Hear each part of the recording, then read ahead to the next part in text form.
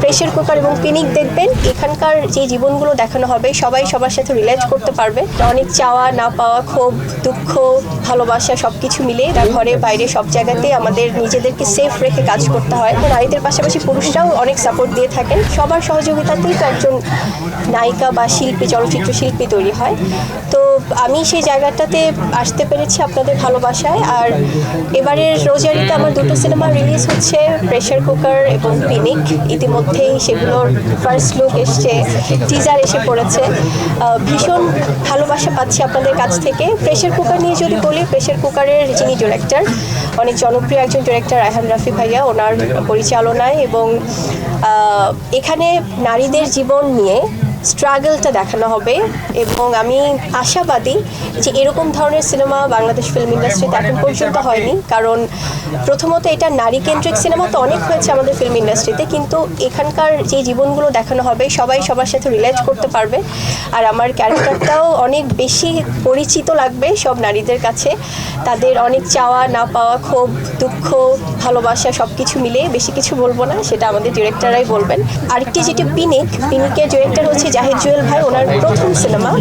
ভীষণ thriller based একটি cinema হতে যাচ্ছে পিনিক। আমার মনে হয় দর্শকরা টান টান উত্তেজনা নিয়ে আসলে সিনেমা হলে এটা উপভোগ করবে।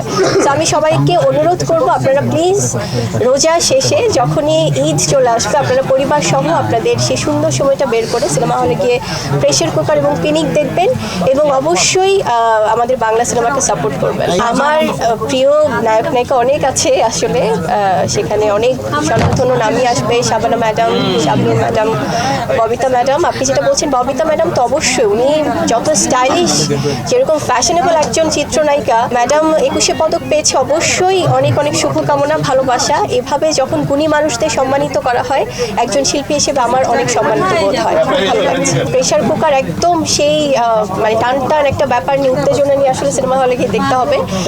আর মেয়েদের তো আমাদের জীবনটাই আসলে অনেক বেশি সংগ্রামের, সেটা ঘরে বাইরে সব জায়গাতেই আমাদের নিজেদেরকে সেফ রেখে কাজ করতে হয়।